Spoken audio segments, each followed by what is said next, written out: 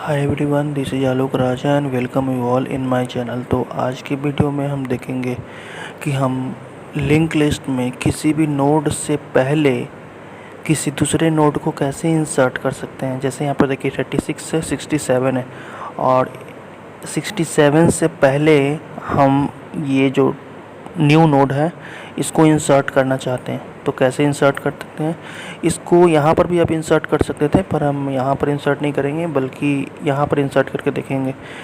आप ये भी कर सकते हैं इंसर्ट अ नोड आफ्टर 36 और बिफोर 67, लेकिन ये प्रोग्राम मेनली बेसिस बना हुआ है insert a node before the element, मतलब किसी भी एलिमेंट से पहले नोड को कैसे इंसर्ट करेंगे।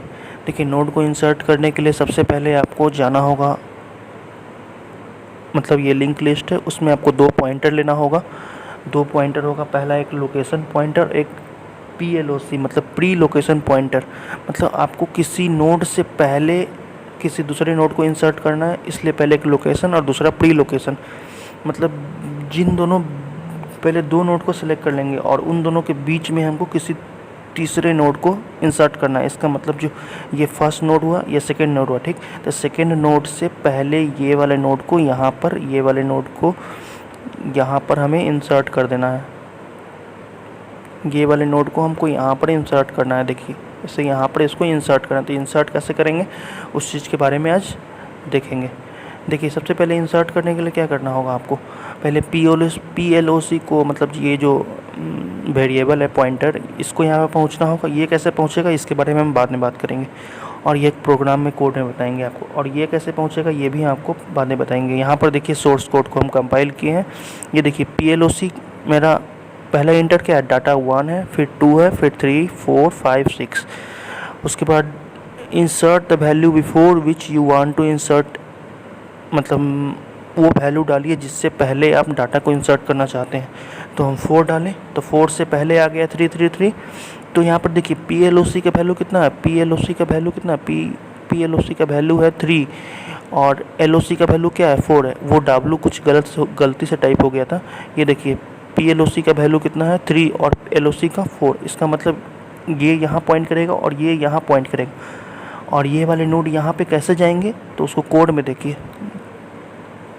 ये जो 67 है उससे पहले इसको रखना है। तो उसके लिए क्या करना होगा, इस जो न्यू नोड है उसके नेक्स्ट, मतलब उसका नेक्स्ट में, इसमें हमको किसका एड्रेस रखना होगा, इसका एड्रेस। तो इसका एड्रेस कितना है 3, 5, 6, 7, 8। तो उसको कहाँ रखेंगे, इसमें रखेंगे, ठीक। तो 3, 5, 6, 7, 8 किसके पास है, LOC के पास है। तो देखिए कैसे लिखेंगे, न्यू नोड के नेक्स्ट में हम किसको रखेंगे, PLOC को रख देंगे, ठीक। ये हो गया। इसका मतलब क्या हुआ, इसको मैं कॉपी कर लेता हूँ फिर आपको समझाऊंगा। इसका मतलब क्या हुआ, देखिए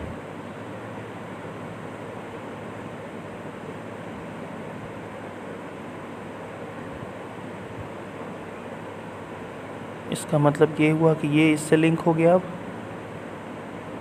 अब यहाँ पर x, मतलब जो नल है वो नल नहीं रहेगा, वैल्यू रहेगा 3, 5, 6, 7, 8। ये तो इसके साथ इंसर्ट हो गया, लेकिन इसका वैल्यू 3, 5, 6, 7, 8 तो यहाँ भी इंसर्ट है।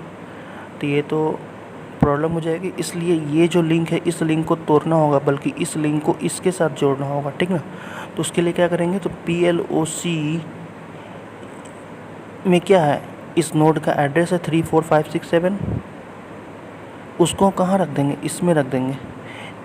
और ये जो PLOC है उसके नेक्स्ट में किसका एड्रेस होना चाहिए, उसके नेक्स्ट में हमको न्यू नोड का एड्रेस होना चाहिए। मतलब ये इसका एड्रेस 3, 5, इसका एड्रेस कितना है, मान लीजिए यहाँ पर एड्रेस हम 1, 2, 1, 2, 5, 1, 2, 1, 2, 5 डालते हैं, ठीक। इसका एड्रेस कहाँ स्टोर होना चाहिए, यहाँ स्टोर होना चाहिए, तब ना ये लिंक टूट जाएगा इससे।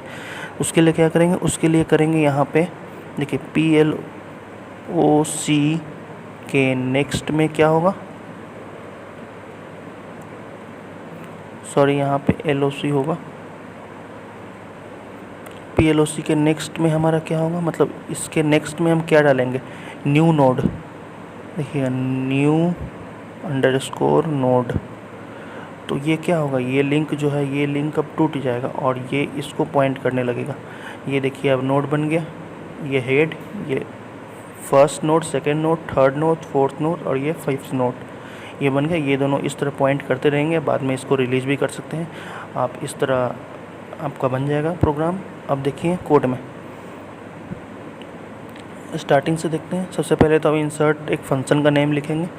आप यहाँ पे 3 पॉइंटर लेंगे, PLOC, न्यू नोड, PTR, और एक न्यू नोड हम डिफ़ाइन नहीं किए, आप यहाँ पे डिफ़ाइन कर सकते हैं न्यू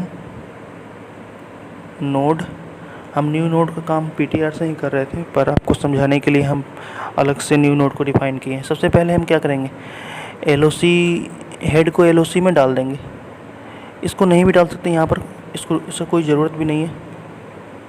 सबसे पहले आप एक वेरिएबल डिफ़ाइन करेंगे, ठीक, और उसमें यूजर से इनपुट लेंगे कि आपको कौन सा नंबर से पहले, मतलब लिंक लिस्ट में कौन सा नंबर से पहले आपको डेटा मतलब जो न्यू नोड है उसको इंसर्ट करना है। उसको एक वेरिएबल ए में स्टोर कर लेंगे और उसके बाद एक लूप चलाएंगे। उस लूप में PTR हेड, मतलब PTR असाइन टू हेड, मतलब PTR कहाँ से चलेगा, हेड से चलेगा, मतलब स्टार्टिंग पोजीशन से PTR चलना स्टार्ट होगा।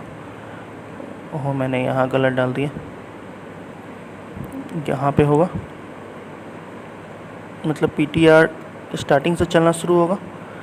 और ये वाइल PTR का डाटा नॉट इक्वल टू ए, इसका मतलब क्या हो, मतलब पहले हेड से चलेगा तो हेड में क्या है, हेड में तो फर्स्ट नोड का एड्रेस है, तो PTR का डाटा वहाँ से स्टार्ट, मतलब फर्स्ट नोड से चलना स्टार्ट होगा। तो फर्स्ट नोड देखेगा कि वो इसको इक्वल है कि नहीं है। इक्वल, नॉट इक्वल टू है, मतलब इक्वल टू नहीं होना चाहिए, तो ये कंडीशन फॉल्स हो जाएगा। मतलब नॉट इक्वल टू होगा तो वो आगे बढ़ता चला जाएगा।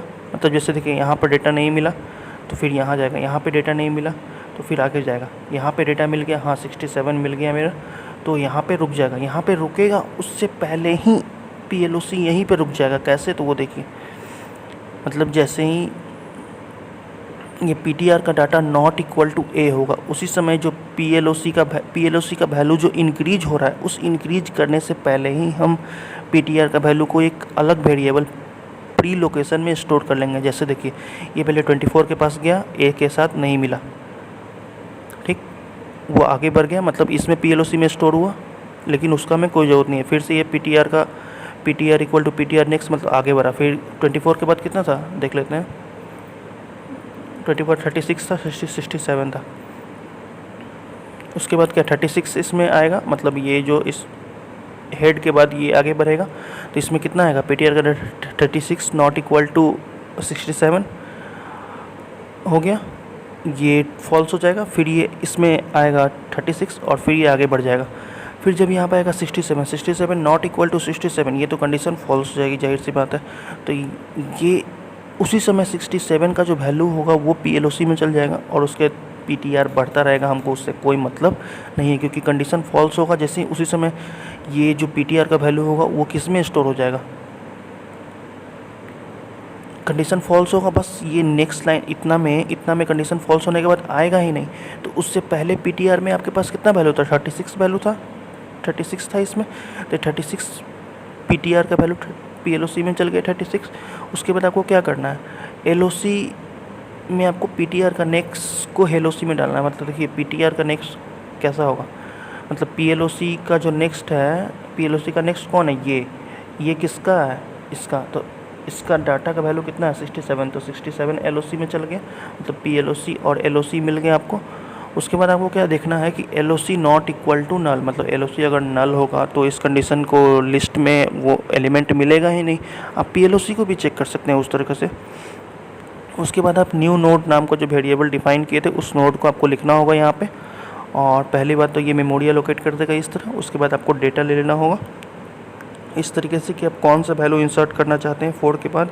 उसके बाद इफ PLOC इक्वल, इसका मतलब PLOC भी नल होगा। इसका मतलब क्या, PTR का नेक्स्ट इक्वल टू हेड, मतलब ये फर्स्ट नोड के रूप में इंसर्ट करेंगे। मतलब PLOC अगर खाली होगा तो PTR का नेक्स्ट में हम किसको रख देंगे, हेड को रख देंगे, क्योंकि हेड जो होगा वो उस समय फर्स्ट पॉइंटर होगा और लिंक लिस्ट उसमें बना नहीं होगा, तो ये एक इकलौता लिंक लिस्ट बना हुआ रह जाएगा।